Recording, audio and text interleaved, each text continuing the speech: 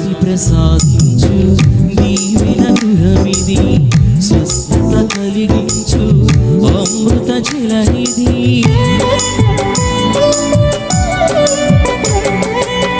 శాంతి ప్రసాదించు దీవెన గృహమిది, స్వస్థత కలిగించు అమృత జలనిధి. ఎదుట పడని రోగమైనా,